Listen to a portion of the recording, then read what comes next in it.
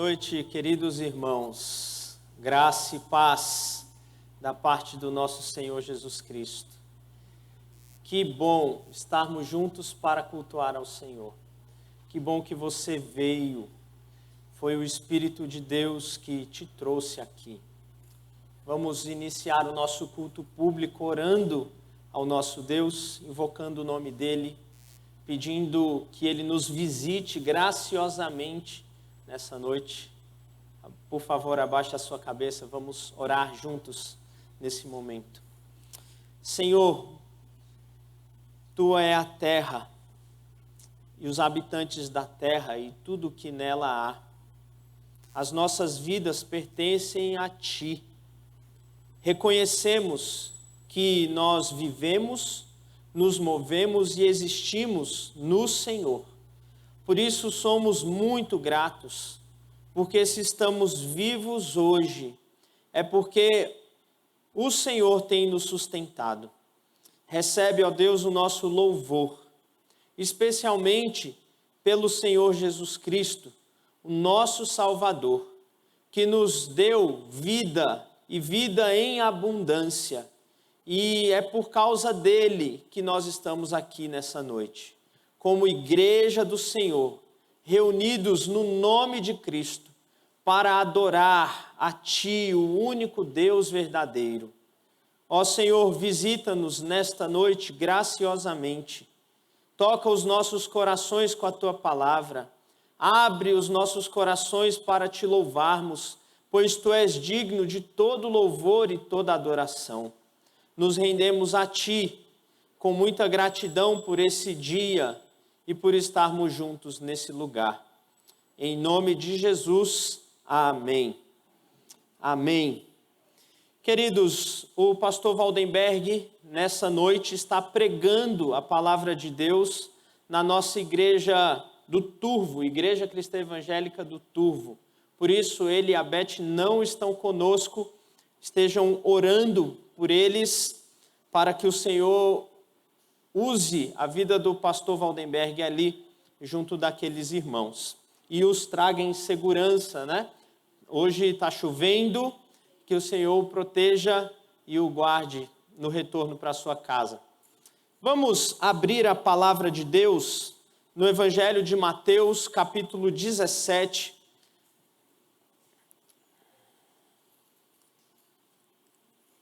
Mateus 17, nós vamos ler os 8 primeiros versículos.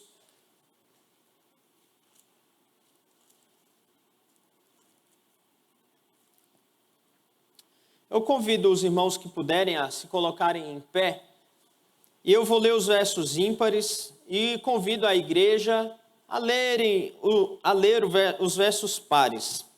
Mateus, capítulo 17, de 1 a 8, diz assim: 6 dias depois, tomou Jesus consigo a Pedro e aos irmãos Tiago e João, e os levou em particular a um alto monte.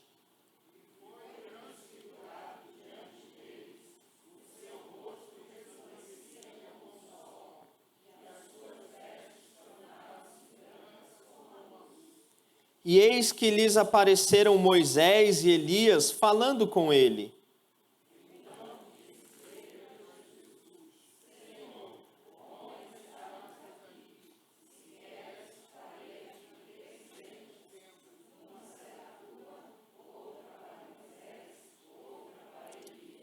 Falava ele ainda, quando uma nuvem luminosa os envolveu, e eis vindo da nuvem uma voz que dizia: Este é o meu filho amado, em quem me comprazo, a ele ouvi.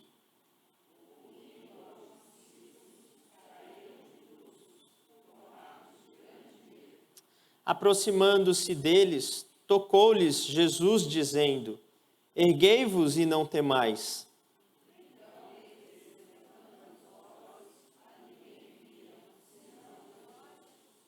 Amém? Vamos louvar o nosso Deus? Eu convido os nossos irmãos responsáveis pela música hoje a nos conduzir nesse momento com muita alegria diante do nosso Deus.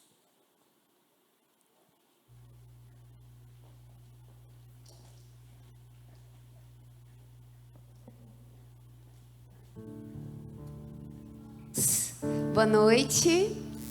Vamos louvar o Senhor com essa canção que diz que o Senhor preparou para nós comunhão e adoração. E depois desse período que nós ainda estamos vivendo, mas graças a Deus, o Senhor tem feito grandes coisas, né?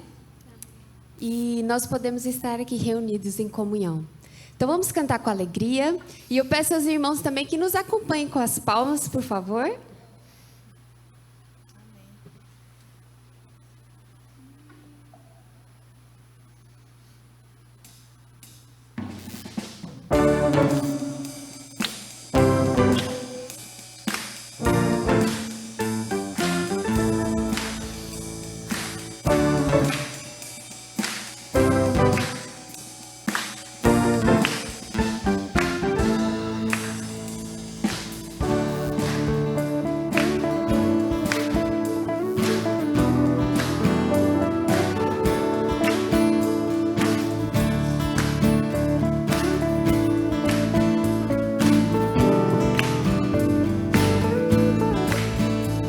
Estamos reunidos para louvar ao Senhor.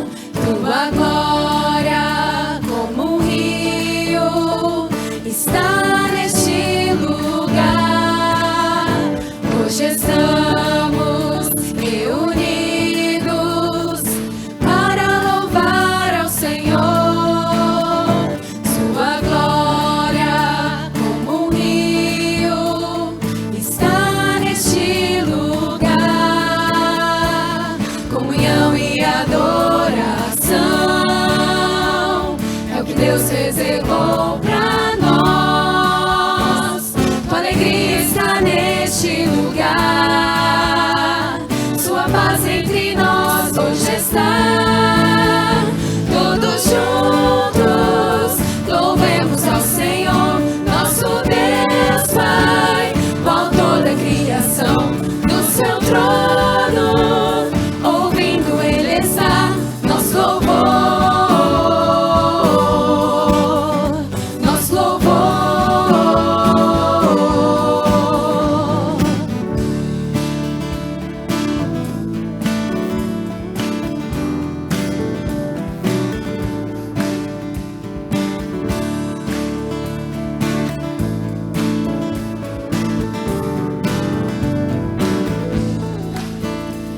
Tua igreja bem unida, nenhum mal poderá destruí-la. Ela é forte, poderosa, sobre a terra prevalecerá. Comunhão e adoração é o que Deus reservou para nós. Tua alegria está neste lugar. Sua paz entre nós hoje está.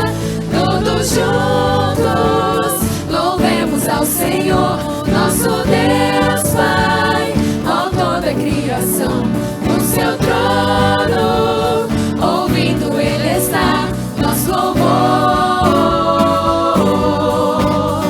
nosso louvor.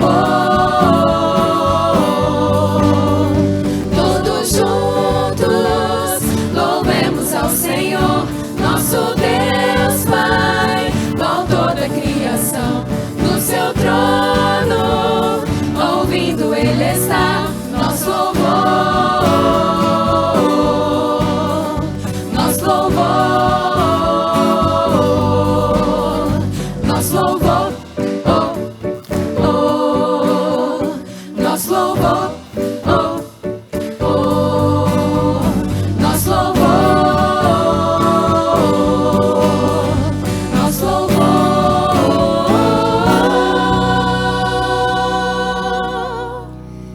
É bom poder louvar o Senhor juntos, em comunhão, com a igreja do Senhor, com o povo de Deus.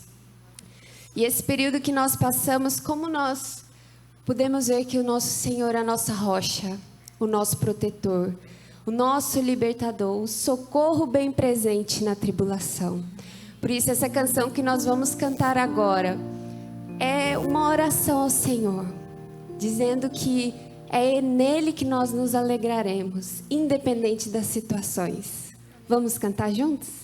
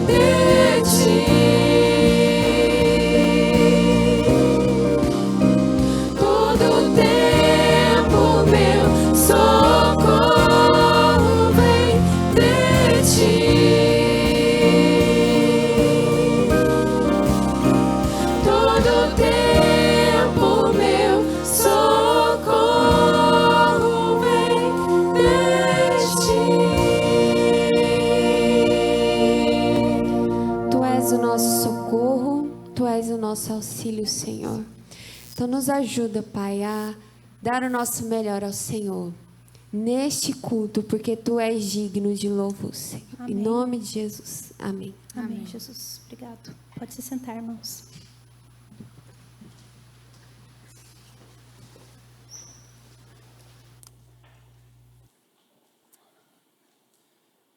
Bom, louvado seja o Senhor. Hoje as crianças de até 6 anos de idade que estiverem aqui podem ir para a salinha, vai ter aí um momento especial para elas. O Jonas e a equipe já estão preparados para recebê-las.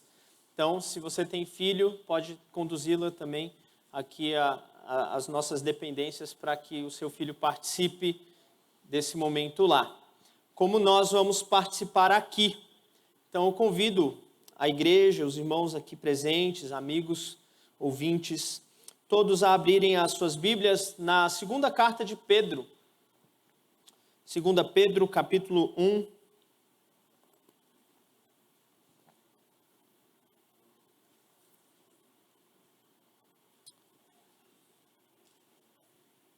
Enquanto os irmãos abrem,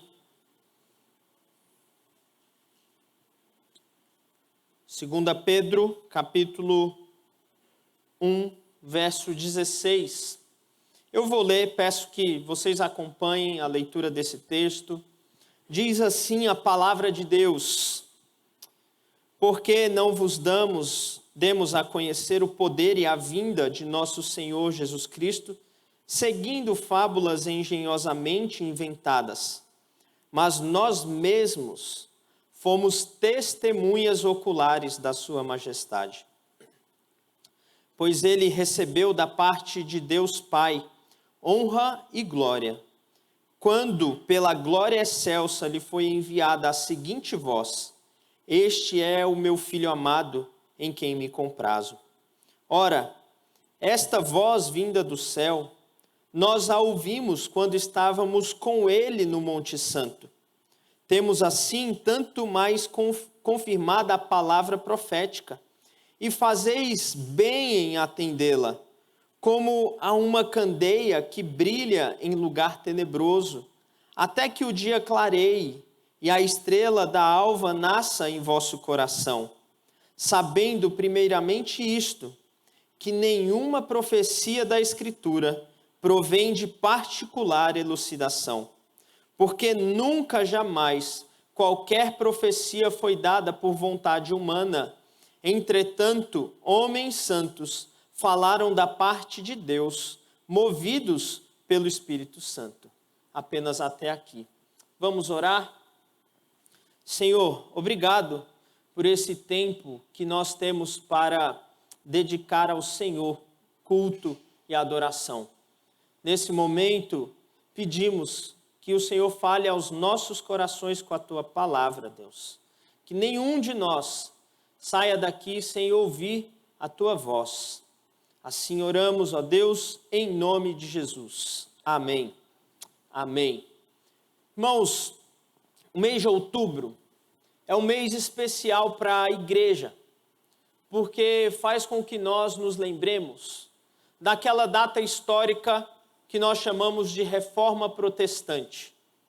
A Reforma Protestante foi um movimento que aconteceu ali por volta dos anos de 1517, pelo menos o seu marco inicial, quando Martim Lutero cola ou prega no castelo de Wittenberg, na Alemanha, as suas 95 teses que iriam impactar a igreja e o mundo.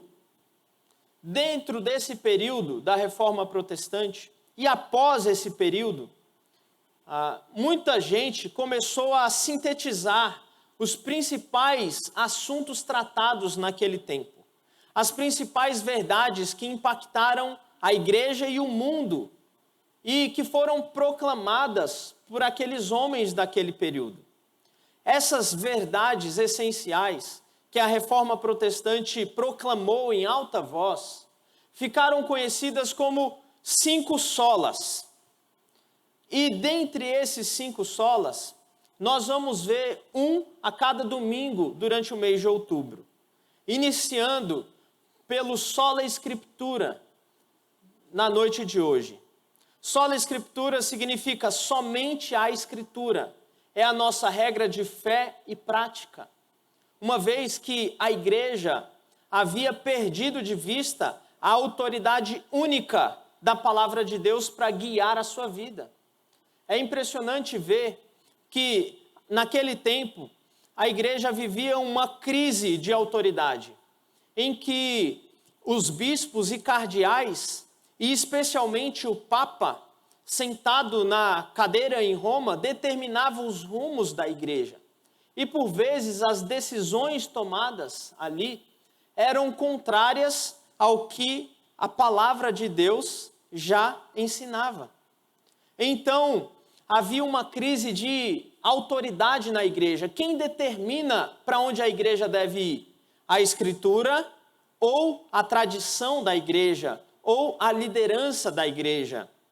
Então, aqueles homens se levantaram e disseram que é a Escritura quem determina para onde a igreja deve ir. É a Escritura que tem autoridade máxima na vida do crente, autoridade máxima na vida de uma igreja. Então, eles cunharam essa verdade que depois ficou conhecida como sola Escritura, somente a Escritura como nossa única e suficiente regra de fé e prática. Em outras palavras, o que eles estavam dizendo era o que o apóstolo Pedro escreveu nessa carta que lemos.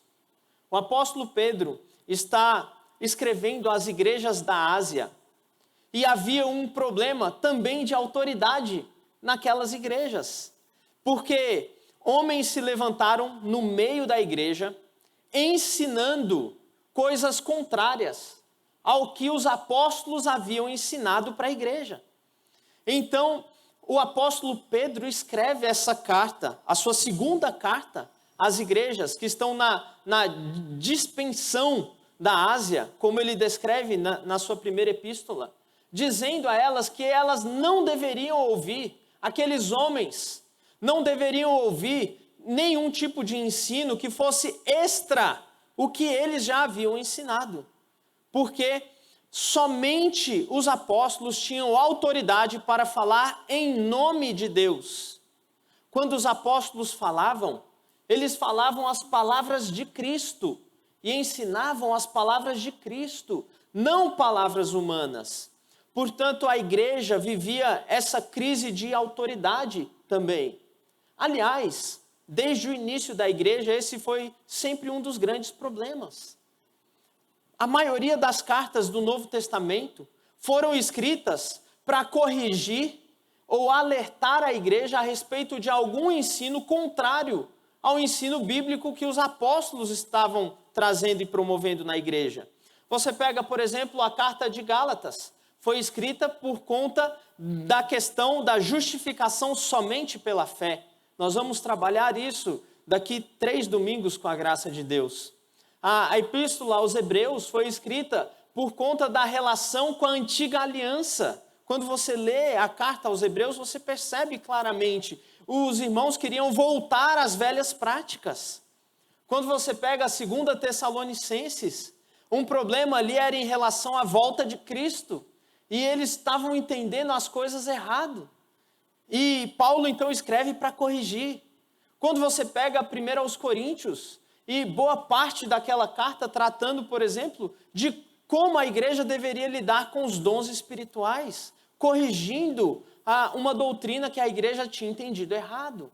Então, boa parte do Novo Testamento foi escrito para corrigir a igreja e alertar a igreja sobre os ensinos corretos que eles receberam dos apóstolos. Portanto, o sola Escritura sempre esteve presente. Não é uma doutrina humana que os reformadores, há 500 anos atrás, inventaram e promoveram e causaram grandes mudanças na igreja. Pelo contrário, embora o termo sola Escritura não esteja na Escritura, o conceito de que a própria Escritura é a autoridade máxima e final para a vida da igreja está presente. É isso que o apóstolo Pedro vai tratar nesse texto que nós lemos. Então observe o verso 16 comigo. Porque não vos demos a conhecer o poder e a vinda do nosso Senhor Jesus Cristo, seguindo fábulas engenhosamente inventadas. O apóstolo Pedro está dizendo que tudo aquilo que ele ensinou para a igreja, ele não ensinou por via de sabedoria humana. Não eram ensinos que foram engenhosamente produzidos e inventados. Não eram ensinos de homens. Não era história humana. Não era mitologia. Não era papo furado. Não era simplesmente a literatura fictícia. Tudo aquilo que a igreja aprendeu a respeito de Jesus, o Filho de Deus que se tornou homem, viveu entre nós e morreu numa cruz no lugar, substituindo o pecador, ressuscitando ao terceiro dia para dar vida e salvação a todo aquele que nele crê. Tudo isso não veio do homem, mas o apóstolo Pedro está dizendo que veio de Deus. Os apóstolos não inventaram essa história. Então, se eles não inventaram, se não era fruto da imaginação dos homens, de onde veio então isso tudo que a igreja aprendeu? E ele vai dizer que veio do testemunho. Os apóstolos foram testemunhas oculares da história. Olha o verso 16, o final do verso diz: mas nós mesmos fomos testemunhas oculares da sua majestade. Os mais antigos vão se lembrar do repórter Esso, testemunha ocular da história. Só quem lembrou agora revelou a sua idade. Os mais novos não sabem disso. Eu também sou novo, mas eu sei porque, enfim, a vida me ensinou. Mas olha só, irmãos, essa chamada do repórter Esso trazia credibilidade. Depois você pesquisa no YouTube a notícia do final da Segunda Guerra Mundial. O repórter Esso traz testemunha ocular da história. Alguém que não simplesmente está ouvindo as coisas, mas alguém que está vendo, alguém que testemunhou, alguém que viu algo acontecer. E os apóstolos estão dizendo: nós estávamos com ele, nós vimos, os nossos olhos viram o Senhor Jesus. Nós somos testemunhas oculares da glória do Deus que se tornou homem. E é interessante que o apóstolo Pedro faz uma descrição daquele momento da transfiguração que nós lemos em Mateus capítulo 17. É essa cena que Pedro traz à tona aqui nesse texto. Olha como ele diz: pois ele, verso 17, Jesus recebeu da parte de Deus Pai honra e glória, quando pela glória excelsa, ou seja, a voz do Pai, lhe foi enviada a seguinte voz: este é o meu Filho amado, em quem me comprazo. O apóstolo Pedro está lembrando daquele momento maravilhoso no Monte da Transfiguração, em que ele vê Jesus com a glória do Deus eterno, com a glória que Jesus tem hoje assentado à destra de Deus. Essa visão de Cristo glorificado que os apóstolos têm naquele monte.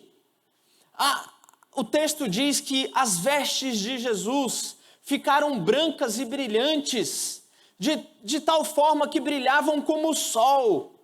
E a descrição que o Evangelho de Mateus, de Marcos e de Lucas fazem dessa cena é de uma cena maravilhosa que nós podemos compreender quando lemos Apocalipse capítulo 1, que compara Jesus como alguém que está no trono reinando, cujos cabelos são brancos como a neve, cujos pés são de bronze polido. Aquela descrição de Apocalipse capítulo 1 descreve o Cristo glorificado, o Cristo que está acima de todos. Essa visão que os discípulos tiveram naquele monte. E olha só como Pedro, então, fala que o Pai confirma a identidade de Cristo naquele momento, dizendo: este é o meu Filho amado, em quem me comprazo. Os apóstolos, então, viram o Cristo glorificado. Os apóstolos ouviram a voz do Pai, dizendo que aquele era o Filho de Deus. E os apóstolos transmitiram isso à igreja. Porque, irmãos, todo o conhecimento que nós temos a respeito de Cristo, nós o temos por meio do ensino dos apóstolos. Não tem como saber a verdade a respeito de Cristo se não for por meio do que os apóstolos viram e ouviram. Não tem como. Toda a revelação que nós temos da parte de Deus vem para nós por meio dos apóstolos. E os apóstolos, então, são os representantes de Deus que falam em nome de Cristo. Por isso, quando nós estamos lendo a Bíblia, e nós lemos, por exemplo, Paulo, e às vezes a gente lê os evangelhos, a gente não pode fazer uma comparação assim: olha, aqui quem está dizendo é Jesus, não é Paulo dizendo. Aqui quem está dizendo é Jesus, não é Pedro, não é João. Porque, irmãos, os apóstolos escreveram da parte de Deus aquilo que Jesus quis nos revelar. Então, sabe aquela sua Bíblia que tem as letras vermelhas quando Jesus fala? Aquela Bíblia traz para nós um recurso interessante, para que você preste atenção nas falas de Jesus. Mas num sentido, todo o Novo Testamento é a fala de Jesus para nós. Tudo é dele. Os apóstolos falam da parte dele. Eles não inventam coisas. Eles falam aquilo que viram e ouviram e falam em nome de Deus, não em nome de si mesmos. Então, tudo que nós podemos conhecer a respeito de Deus, nós só conhecemos porque Ele nos revelou em Cristo Jesus por meio dos seus apóstolos. É isso que Pedro está dizendo, é isso que a igreja precisava entender, porque ela estava começando a acreditar em ensinos diferentes, em doutrinas que vinham de outras pessoas, que contradiziam o ensino dos apóstolos. Por isso Pedro está dizendo: sola Escritura, somente a Escritura, somente aquilo que os apóstolos ensinaram, não o que outros homens estão ensinando. É isso então que Pedro mostra e apresenta para a igreja. Já pararam para pensar que toda a revelação que nós temos, tudo que nós sabemos de Deus, vem por meio de revelação? Eu vou dar um exemplo para os irmãos. Aconteceu comigo.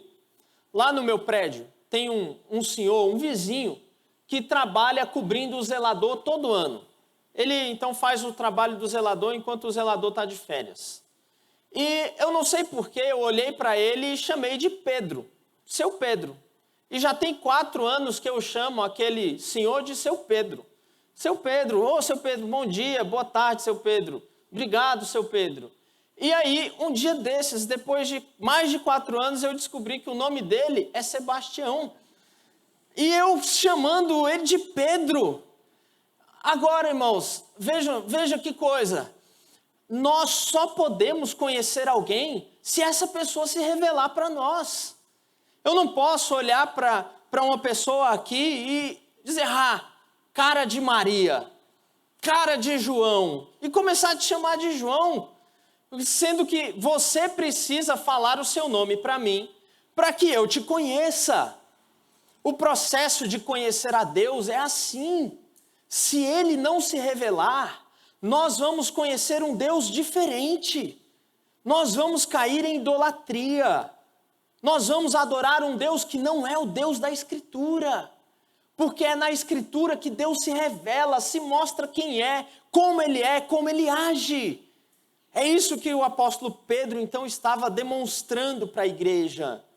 E ele fala: olhe o testemunho dos apóstolos, porque eles viram, nós vimos o Senhor Jesus encarnado, em carne e osso.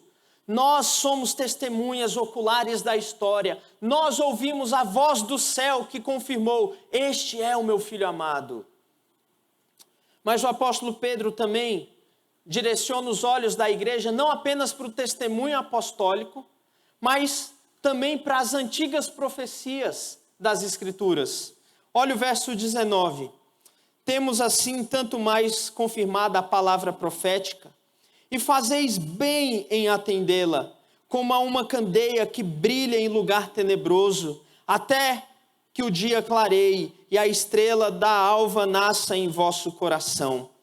Pedro agora está falando das profecias, da escritura do Antigo Testamento. Ele diz: olhe igreja, olhe para o testemunho dos apóstolos, ou seja, olhe para o Novo Testamento, igreja, mas olhe também para as antigas profecias, olhe para o Antigo Testamento, igreja, e se apegue a essas profecias como uma luz no fim do túnel. É isso que ele está dizendo, como a candeia que brilha num lugar tenebroso, até que o dia amanheça, porque essa é a função da Escritura. Nós temos nas Escrituras direção para a nossa vida. Igreja, olhe a Escritura, não olhe os ensinos contrários, não fique nos modismos, na moda do momento, não siga por esse caminho, não siga o caminho que o mundo está trazendo, as novidades que o mundo prega, as novidades, as novas filosofias que surgem a cada tempo. Não olhe para isso, mas olhe para a Escritura, porque ela é como uma luz que brilha na escuridão e vai te guiar em segurança até aquele dia que o Senhor Jesus voltar. É isso que o apóstolo Pedro então está demonstrando para a igreja. Olhe para o testemunho dos antigos profetas. Esses homens também não falaram de si mesmos, mas foram movidos pelo Espírito a registrar aquilo que Deus queria que eles falassem. Olha o verso 20. Sabendo isto, que nenhuma profecia da Escritura provém de particular elucidação. Em outras palavras, os profetas não tiveram interpretações particulares da história e da própria Bíblia. Não. Os profetas falaram inspirados por Deus. Falaram não de si mesmos, mas de Deus. Aqui está um alerta para nós. Você já leu a Bíblia e encontrou algo novo que nunca ninguém percebeu? Se você já fez isso, cuidado, porque você pode estar descobrindo uma nova heresia. Tudo o que Deus queria nos ensinar, Ele já registrou na Escritura. E queridos, acreditem, em 2000 anos de história da igreja, tudo o que poderia ter sido dito, discutido, praticamente já foi discutido. Situações novas aparecem. E os princípios antigos são discutidos, mas para serem aplicados agora. Não um novo ensino, não uma nova doutrina. Tudo o que era necessário já foi nos dado. Então, quando lemos a Bíblia, não podemos tirar interpretações particulares dela, ignorando o que outros irmãos muito mais sábios do que nós, muito mais maduros do que nós entenderam da Escritura. Então nós não lemos a Escritura sozinhos. Nós lemos a Escritura sobre os ombros daqueles que já avançaram antes de nós. É isso. Imagine se você precisa construir um prédio e tem uma equipe que já está trabalhando nesse prédio há muito tempo, mas você decide: eu vou trabalhar sozinho, vou começar do zero. É isso que a gente faz quando não conhece a história da igreja e entende que os assuntos já foram discutidos lá atrás. E as heresias já surgiram lá atrás e hoje surgem de novo com uma nova roupagem, mas a mesma heresia. Portanto, não devemos ter interpretações particulares da Escritura. Se você lê a Bíblia e entende uma coisa que só você viu naquele texto, cuidado, cuidado. Não saia por aí ensinando isso. Primeiro verifique, de fato, se isso não é uma heresia. Bom, os apóstolos entenderam que os profetas não faziam isso. Os profetas escreveram e falaram da parte de Deus. Olha como o verso 21 diz: porque nunca jamais qualquer profecia foi dada por vontade humana. Entretanto, homens santos falaram da parte de Deus, movidos pelo Espírito Santo. Há muitas pessoas que duvidam e desconfiam da Bíblia, porque acham que foi a igreja quem inventou a Bíblia. Talvez você já tenha conversado com alguém assim. Talvez você lá no seu cursinho, os adolescentes que estão aqui, se deparem com críticas como essa. Talvez você na sua faculdade ou no seu trabalho encontre alguém que questione a Escritura e afirme que foi a igreja quem inventou a Escritura. Porque, de fato, oficialmente, o Novo Testamento foi reconhecido apenas no século IV.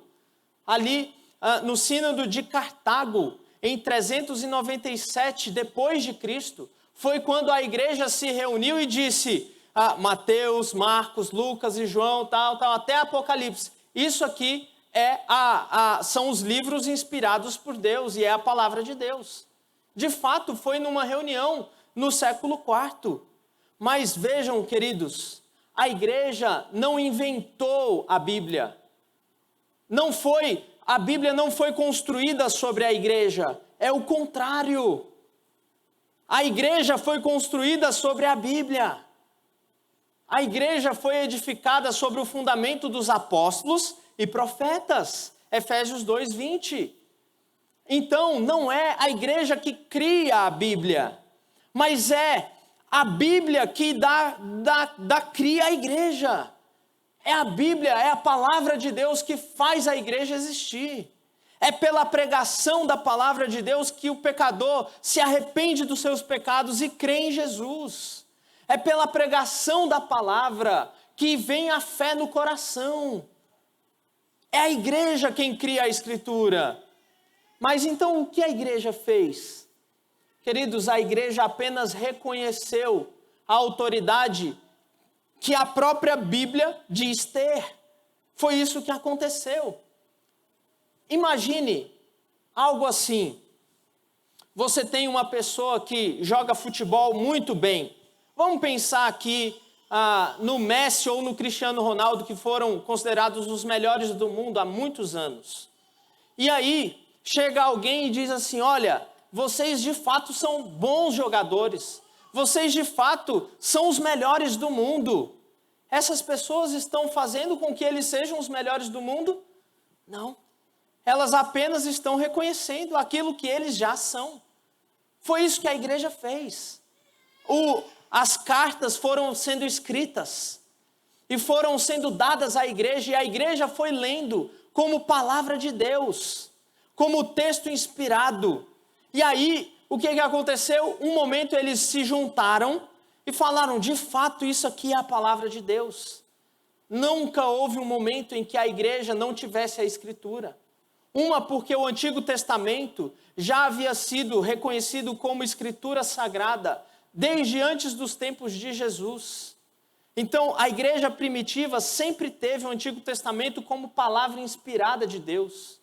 E sempre teve os escritos dos apóstolos como o mesmo valor, a mesma autoridade do Antigo Testamento.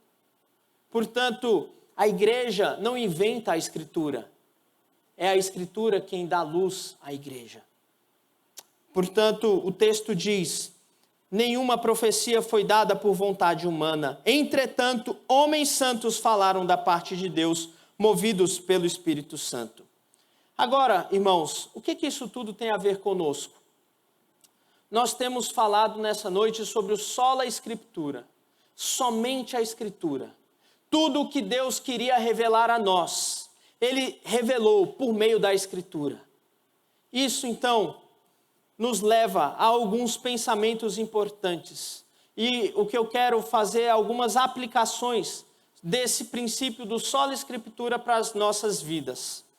A primeira delas, o sola escritura nos protege do relativismo dos nossos dias.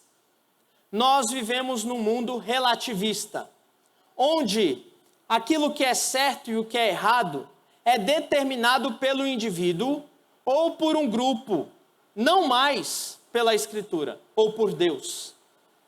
De modo que os teóricos têm entendido essa era que nós vivemos, da pós-modernidade ou modernidade tardia, como eles assim chamam o tempo que nós vivemos, como se fosse uma sociedade líquida, uma sociedade que está em constante transformação, que não tem solidez, que não tem fundamentos, mas é líquido, se desfaz, se transforma em algo novo, evolui para algo novo.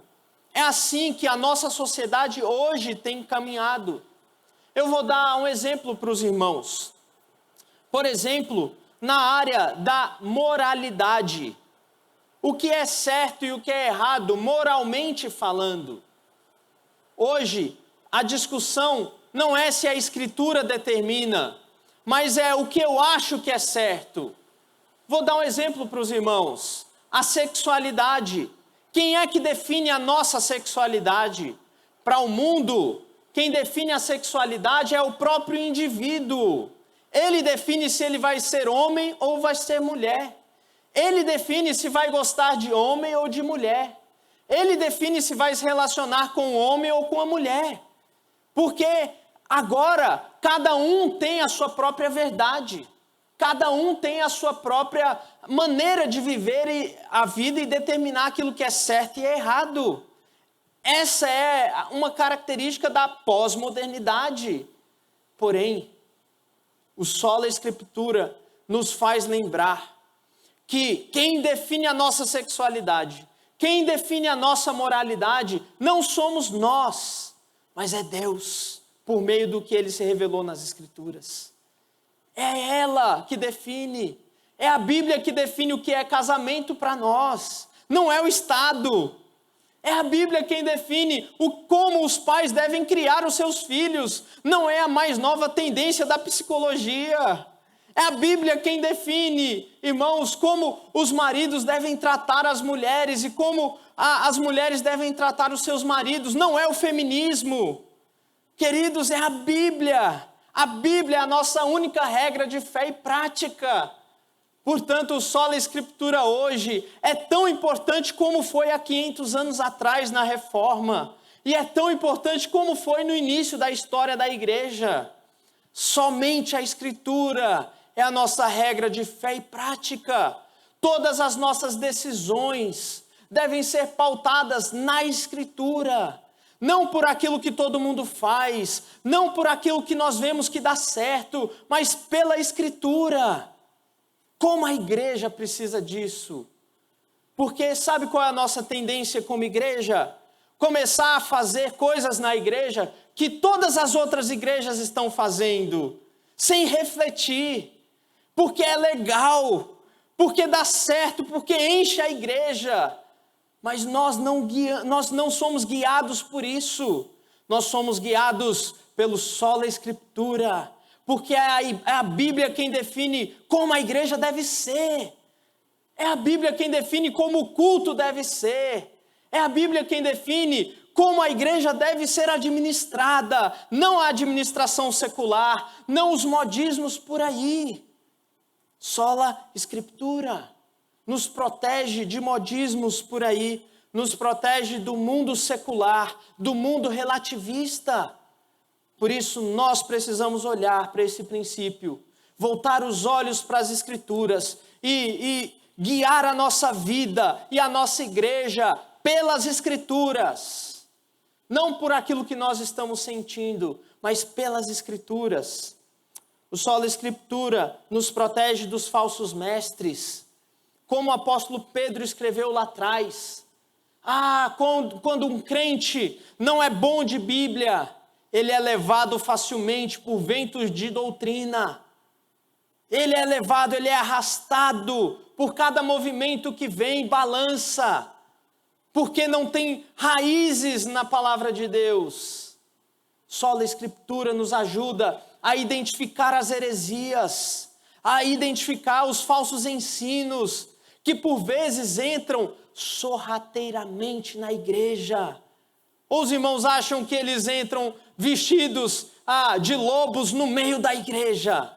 Não, eles entram de mansinho, parecem ovelhas, parecem ensino bíblico, parece o evangelho, mas não é. Por isso nós como igreja precisamos olhar o sola Escritura e avaliar todo tipo de ensino, tudo que vem, para que nós não começamos a crer em coisas que a Bíblia não ensina. Sola Escritura nos ajuda. Sola Escritura nos ajuda a entender que não existem mais revelações particulares a homens, quem quer que seja. Deus, tudo que Deus queria falar, Ele falou na sua palavra. Esse negócio de procurar alguém que tem uma profecia, esse negócio de procurar alguém que tem uma revelação, isso é contra a palavra de Deus, queridos. Tudo que Deus queria nos falar e revelar, Ele revelou nas Escrituras. Havendo Deus outrora falado aos pais de muitas maneiras, aos pais pelos profetas, agora nos falou pelo Filho, o qual é aquele que resplandece a imagem de Deus. Hebreus capítulo 1, verso 1. Tudo o que nós precisamos saber a respeito de Deus e a respeito de como viver uma vida que agrada a Deus está aqui na palavra. Portanto, sola Escritura nos ajuda a fugir dos falsos ensinos.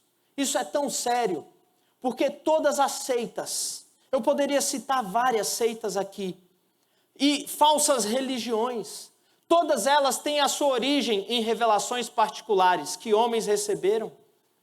O islamismo começa com uma revelação que Maomé recebeu.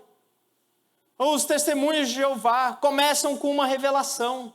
Os mormons começam com uma revelação. Vejam, nós então não podemos cair nessas falsas doutrinas e ensinos. Nós temos a palavra de Deus. Tudo o que Deus queria revelar, Ele revelou por meio de sua palavra. Mas, queridos, o sola Escritura nos ajuda em meio à tentação.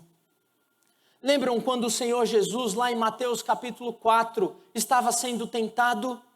O diabo veio até Jesus e diz, transforma a pedra em pão. E Jesus diz, assim diz o Senhor, nem só de pão viverá o homem. E o diabo vem e fala para Jesus, olha, se joga aqui do alto. E Jesus diz, não tentarás o Senhor teu Deus, assim diz a palavra. E o diabo vem para Jesus e diz, olha, se você se prostrar diante de mim, eu vou te dar o mundo e a glória. E Jesus diz, a palavra diz, somente ao teu Deus adorarás e só a Ele prestarás culto. Jesus usa a palavra para lidar com a tentação. Sola Escritura. Quando você é tentado, a quem você recorre? A sua força de vontade? Você recorre a quê? Jesus recorria às Escrituras. Talvez seja por isso que nós, por vezes, caímos em tentações, né? A palavra não está na nossa mente. Então, quando vem a tentação, nós somos facilmente levados a pecar. Mas Jesus sabia do poder da palavra para nos livrar do pecado.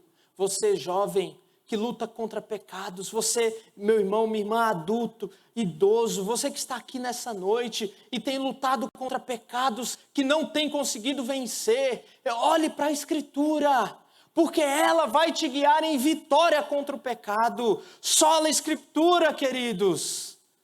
A Escritura nos ajuda em meio à tentação, mas a Escritura também nos consola em meio à adversidade.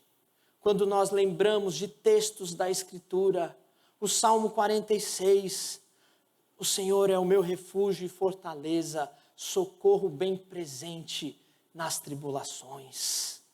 Quantas vezes em meio à angústia, em meio ao desespero, a palavra de Deus vem à tua mente e produz paz, e produz segurança, porque ela é suficiente para fazer isso.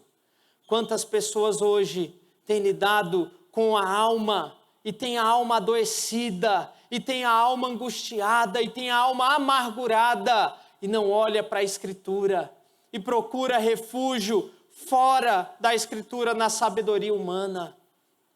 Sola Escritura. A Escritura, queridos, faz a igreja avançar. Uma igreja que prega a Escritura avança. Uma igreja que tem a Escritura como sua regra de fé e prática continua avançando. Porque ela não é guiada por homens, ela é guiada pelo próprio Deus. Pelo próprio Deus. Sola Escritura. Esse foi o grito que a Reforma Protestante lembrou à igreja.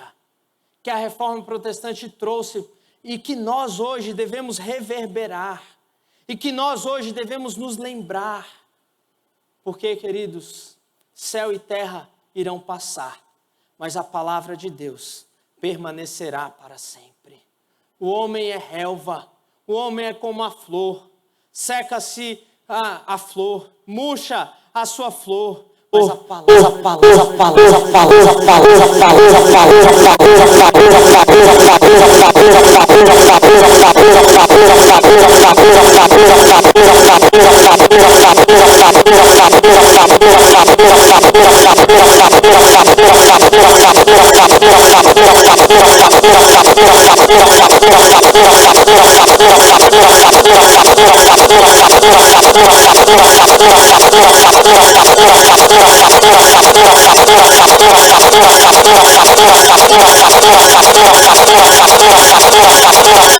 de filhos em cima da palavra de Deus. Se você quer ser um jovem que guarda o coração, que guarda a pureza, que protege a sua mente de pecar contra Deus, guarda no teu coração a palavra para que você não peque contra o Senhor. Como poderá o jovem guardar puro o seu caminho? Conservando-o segundo a tua palavra. Salmo 119. A palavra do Senhor é um guia para as nossas vidas. Sola Escritura. Queridos, não abandone a Escritura. Não abandone as verdades da Bíblia por nada nesse mundo.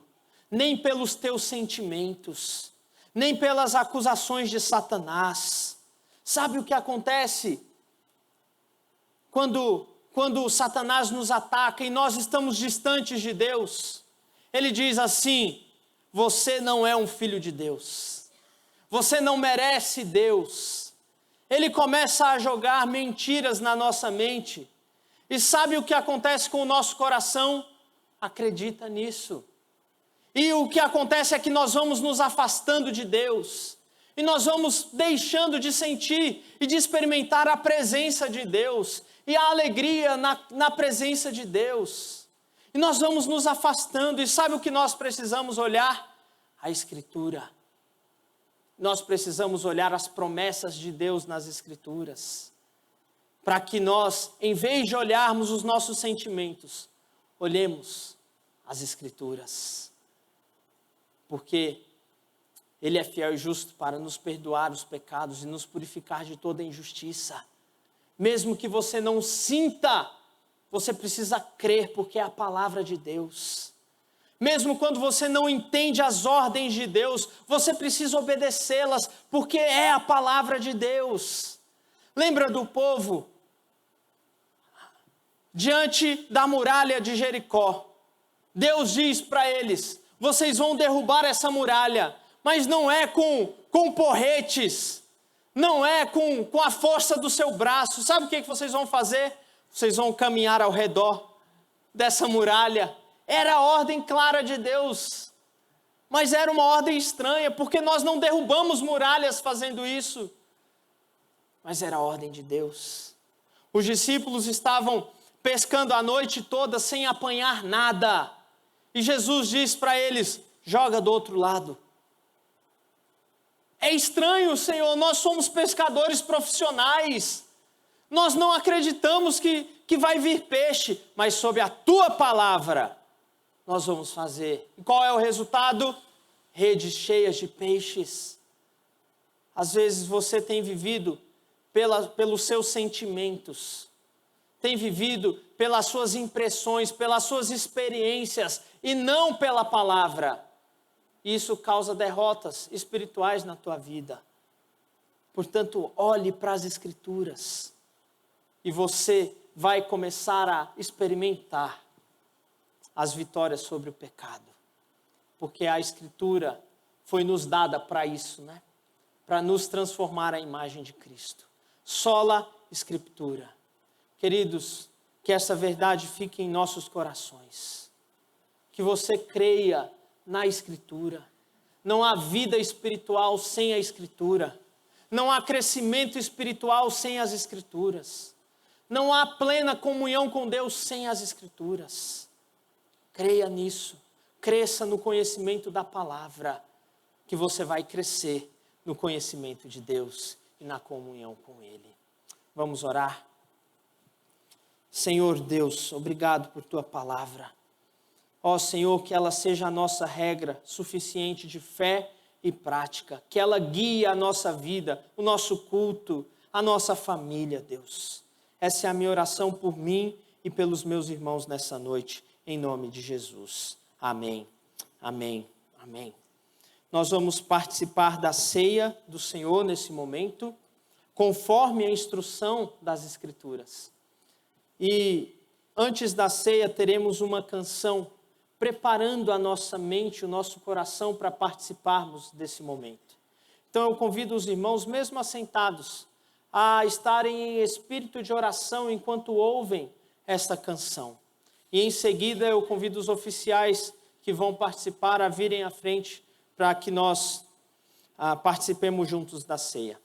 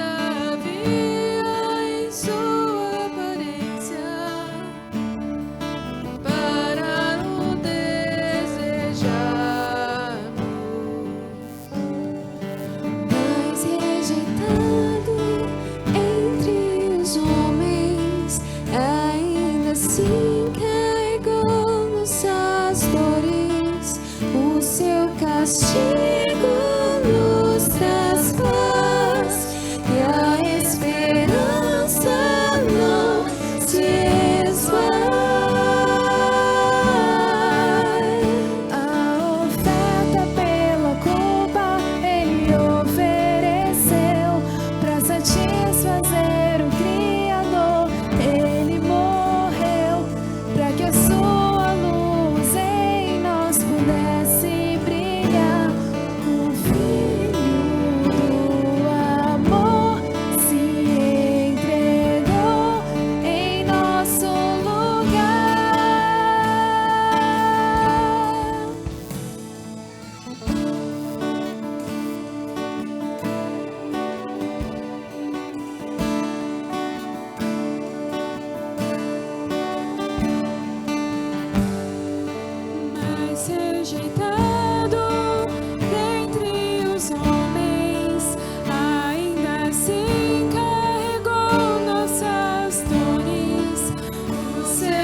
aconchego nos traz paz e a esperança não se esvai. A oferta pela culpa ele ofereceu para satisfazer o Criador. Ele morreu para que a sua luz em nós pudesse brilhar. O Filho do amor se entregou em nosso lugar. És o Cordeiro que pelos nossos pecados foi esmagado sem dizer uma só palavra. Se entregou aos cravos, derramou sua vida até a morte, provando a ira amarga pra nos dar sua doce graça e nos fazer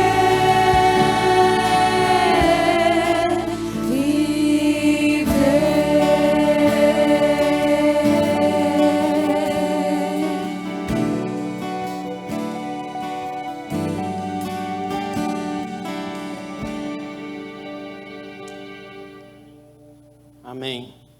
Os oficiais podem vir. Enquanto isso, peço os irmãos abrirem Mateus capítulo 26. O texto que o Senhor Jesus orienta a forma como deve ser a ceia. Mateus 26, verso 26, diz assim: Enquanto comiam, tomou Jesus um pão e, abençoando-o, o partiu e o deu aos discípulos, dizendo: Tomai, comei, isto é o meu corpo. A seguir, tomou um cálice e, tendo dado graças, o deu aos discípulos, dizendo: Bebei dele todos, porque isto é o meu sangue, o sangue da nova aliança derramado em favor de muitos para a remissão de pecados. E digo-vos que desta hora em diante não beberei deste fruto da videira, até aquele dia em que o hei de beber novo convosco no reino de meu Pai. E tendo cantado um hino, saíram para o Monte das Oliveiras. A ceia do Senhor é um momento que todo aquele que confessou a sua fé em Jesus Cristo e foi batizado numa igreja evangélica, independente de qual igreja evangélica foi, pode participar da comunhão da mesa do Senhor. E é isso que nós vamos fazer nesse momento. Nós vamos orar agradecendo pelo pão e pelo cálice que representam o corpo e o sangue de Cristo derramado em nosso favor. Carlos Guedes, meu irmão, ore agradecendo ao Senhor pelo pão e pelo fruto da videira.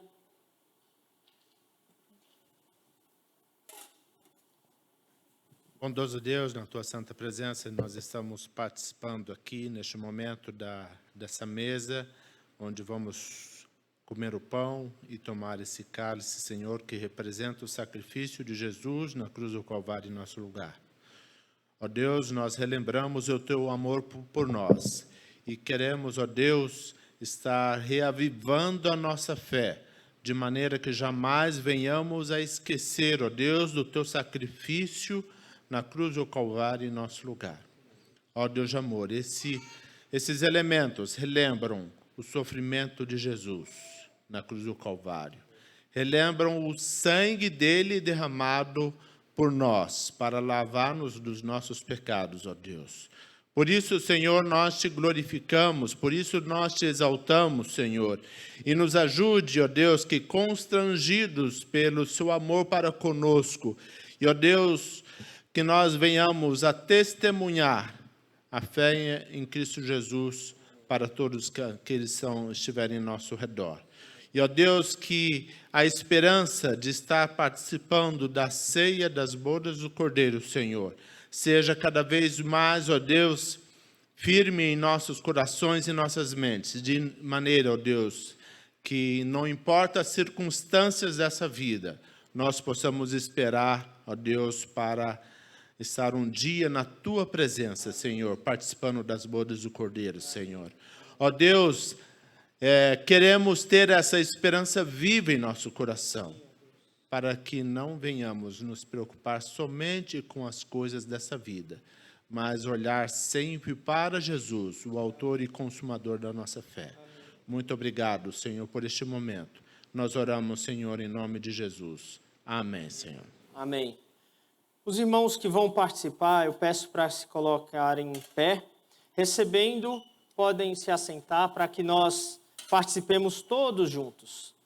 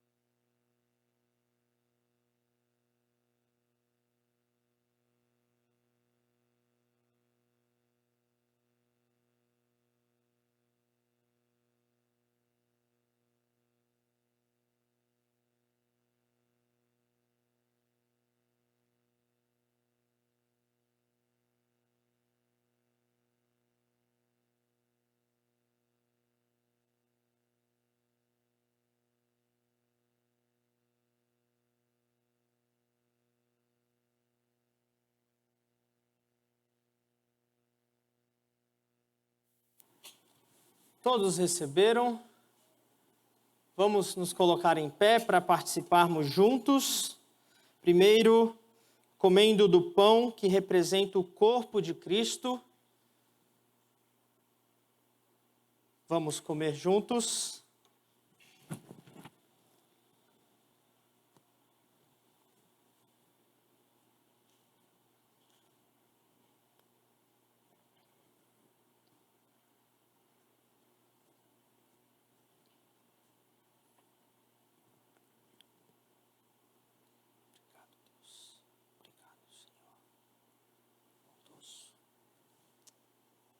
Da mesma forma que fizemos com o pão, eis aqui o fruto da videira, que representa o sangue de Cristo. Queridos, é um momento tão importante para nós. Vamos participar juntos, celebrando o sangue do Cordeiro. Amém?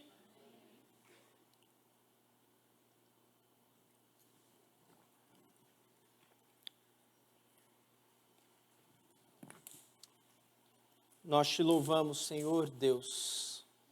Obrigado por Jesus Cristo. Reconhecemos, ó Deus, que essa grande salvação nos alcançou inteiramente pela graça. Ó Senhor, que maravilha é a tua graça em nossas vidas, ó Deus. Ó Pai, que essa mesma graça alcance aqueles, ó Deus, que hoje estão perdidos longe do Senhor, perdoando os pecados e transformando as suas vidas, como o Senhor tem feito conosco. E usa, ó Deus, a nossa igreja como instrumento de salvação, instrumento, ó Deus, da tua graça na vida dos perdidos, ó Pai. Ó Senhor, essa é a nossa oração, com muita gratidão no nosso coração, em nome de Jesus. Amém. Amém. Amém. Nós estamos chegando ao final do nosso culto público. E eu quero rogar ao Senhor que continue abençoando a tua casa, a tua família nessa semana, guardando os teus passos, guiando conforme as Sagradas Escrituras, para que você glorifique a Deus. Onde você estiver essa semana, lá no cursinho, lá na faculdade, lá no trabalho, lá na fila do banco, lá no trânsito, onde você estiver, para que o nosso Deus seja glorificado e exaltado. Vamos orar encerrando o nosso culto. Santo Deus, obrigado por esse culto. Senhor, nós somos tão imperfeitos e falhos, mas em Cristo, ó Deus, nós nos achegamos a Ti pelo novo e vivo caminho. Ó Senhor, receba esse culto como expressão da nossa gratidão, o nosso louvor como expressão da alegria do nosso coração, ó Deus, por tudo que o Senhor tem feito em nossas vidas. Ó Pai, abençoe a Tua igreja, ó Deus, cada irmão, cada irmã. Ó Pai, ao sair daqui, saia edificado, renovado no Senhor, ó Deus. É assim que nós oramos e rogamos que a graça do nosso Senhor e Salvador Jesus Cristo, o grande amor de Deus, o nosso Pai, e a comunhão maravilhosa do Santo Espírito de Deus, seja com cada um aqui, Senhor, com todo o Teu povo, aqui e em toda a terra, hoje e até a volta esperada do nosso Senhor e Salvador Jesus Cristo, no nome de quem oramos. Amém. Amém, amém. Sentai-vos, queridos.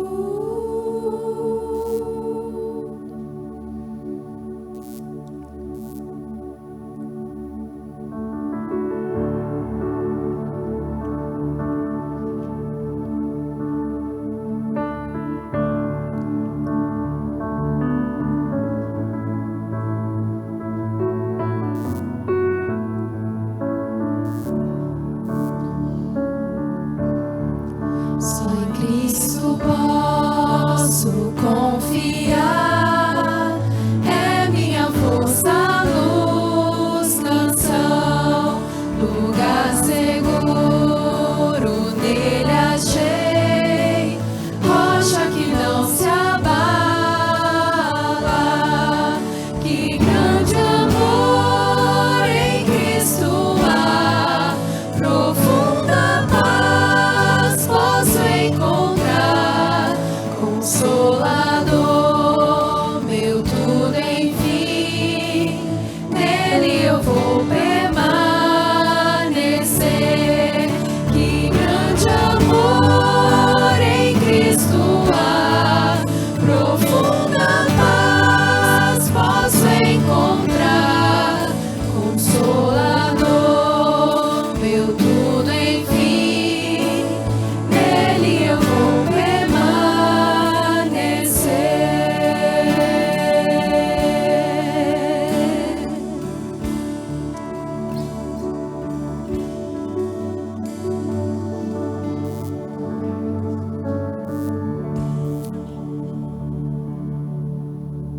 Boa semana, queridos. Deus os abençoe.